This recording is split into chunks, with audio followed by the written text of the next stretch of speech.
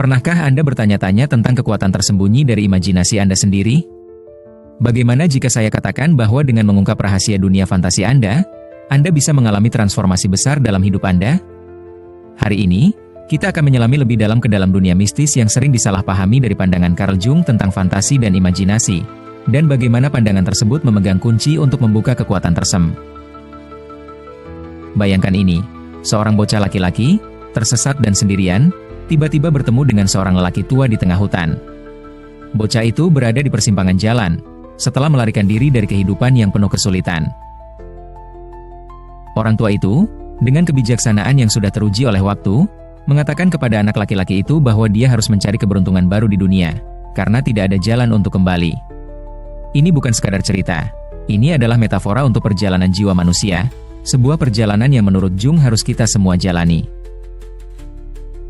Penjelajahan Jung ke dalam kedalaman pikiran manusia membawanya pada sebuah proses yang ia sebut imajinasi aktif.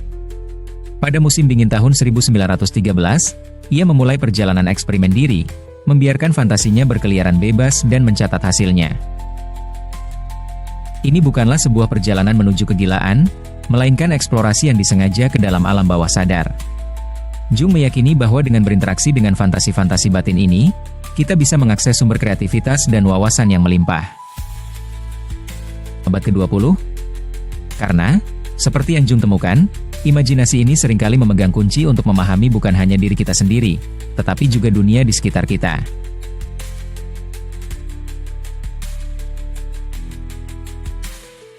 Selama Perang Dunia Pertama, Jung menyadari bahwa beberapa fantasinya adalah firasat tentang peristiwa yang akan terjadi. Hal ini mendorongnya untuk menyusun Liber Novus, sebuah naskah yang berusaha menggali prinsip-prinsip psikologis dari visi-visi tersebut. Karya Jung dalam Liber Novus bukan hanya tentang pemahaman pribadi, itu adalah usaha untuk mengatasi keterasingan spiritual pada zamannya. Dia berusaha mengembangkan pandangan dunia baru, sebuah kosmologi psikologis dan teologis yang dapat membimbing umat manusia melewati perubahan besar di dunia modern. Pada dasarnya, Jung berusaha menjembatani kesenjangan antara pikiran sadar dan bawah sadar, menciptakan dialog di antara keduanya yang bisa mengarah pada diri yang lebih terpadu. Sekarang, Anda mungkin berpikir, ini terdengar agak abstrak. Apa hubungannya dengan saya?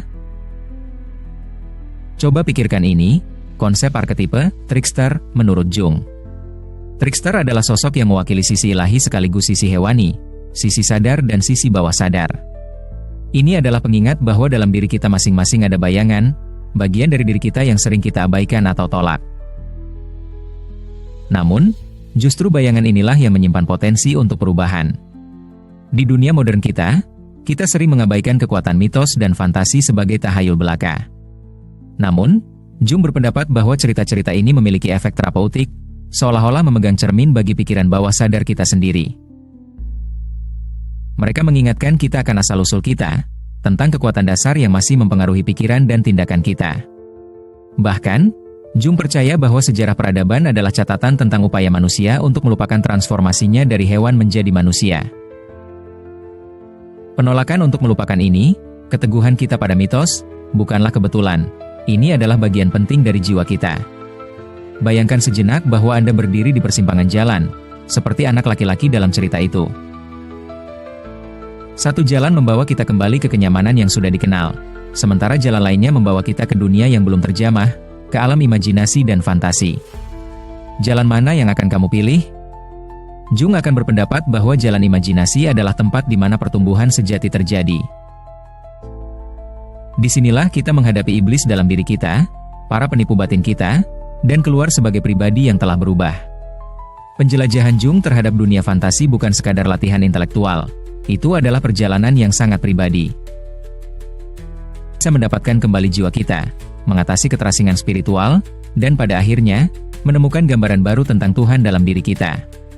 Ini bukan tentang meninggalkan akal atau sains, tetapi tentang mengintegrasikannya dengan kekayaan batin bawah sadar kita.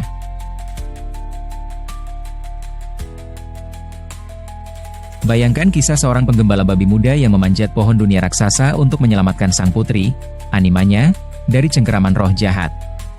Cerita ini, seperti banyak cerita lainnya, melambangkan pendakian kesadaran, perjalanan dari sifat kebinatangan menuju yang ilahi.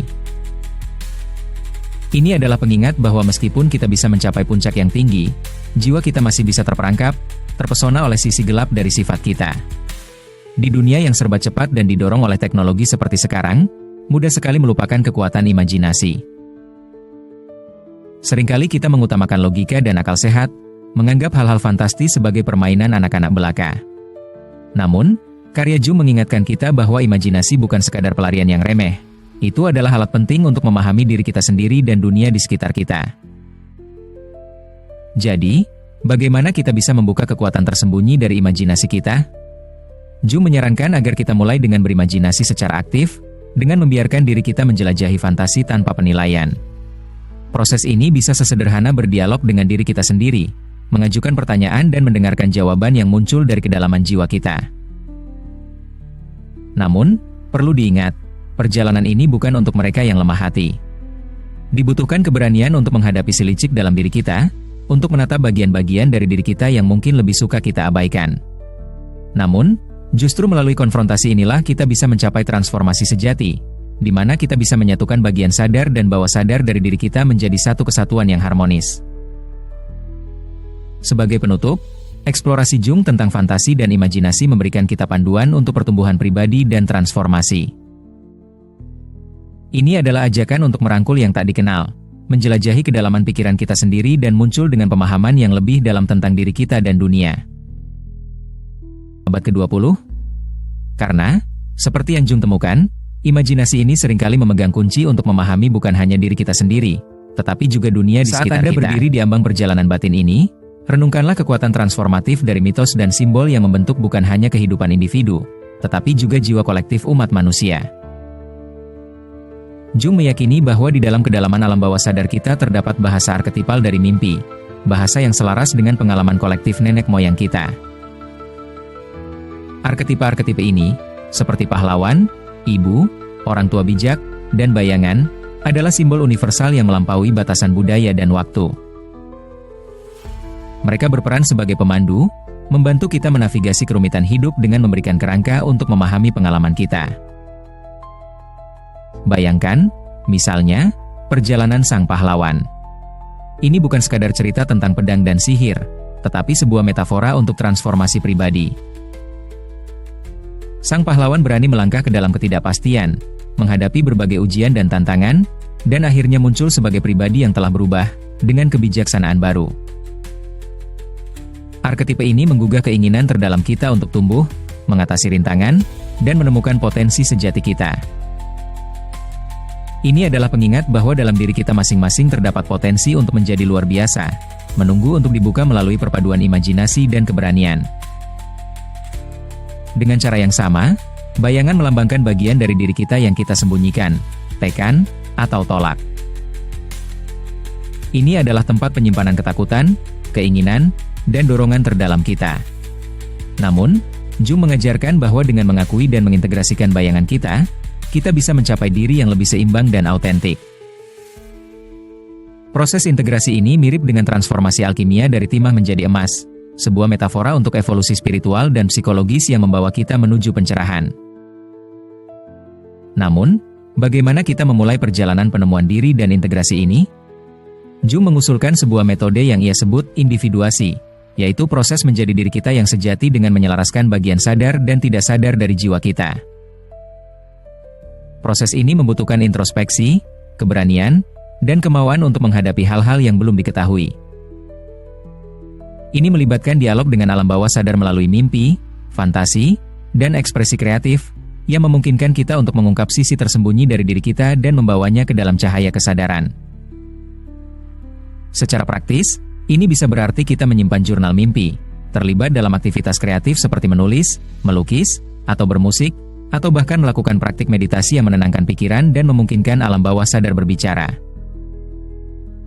Dengan melibatkan diri dalam kegiatan-kegiatan ini, kita membuka saluran menuju bagian terdalam dari jiwa kita, memungkinkan alam bawah sadar menyampaikan kebijaksanaannya melalui simbol dan cerita. Saat Anda memulai perjalanan imajinasi dan penemuan diri ini, ingatlah bahwa Anda tidak sendirian. Sosok-sosok arketipal yang mengisi mimpi dan fantasi Anda adalah teman seperjalanan di jalur ini, memberikan bimbingan, wawasan, dan dukungan. Mereka adalah gema kebijaksanaan kuno, berbisik melalui lorong-lorong waktu, mengajakmu untuk mengingat kembali hubunganmu dengan jalinan kehidupan yang lebih besar. Di era kemajuan teknologi yang pesat dan materialisme ini, kita mudah sekali kehilangan hubungan dengan arus jiwa yang lebih dalam. Namun, dengan merangkul kekuatan imajinasi dan kebijaksanaan alam bawah sadar, kita bisa membangun kembali hubungan kita dengan esensi dari apa artinya menjadi manusia. Kita bisa kembali menemukan rasa takjub dan misteri yang menjadi inti dari keberadaan ini, dan dengan begitu, kita dapat menemukan tempat kita dalam kisah besar alam semesta.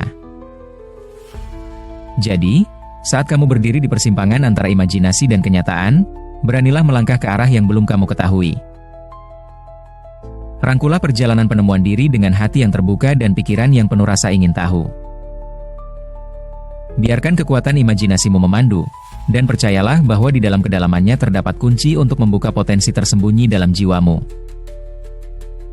Ingatlah, perjalanan itu sendiri sama pentingnya dengan tujuan akhir, dan setiap langkah yang kamu ambil akan membawamu lebih dekat pada penemuan jati dirimu yang sejati.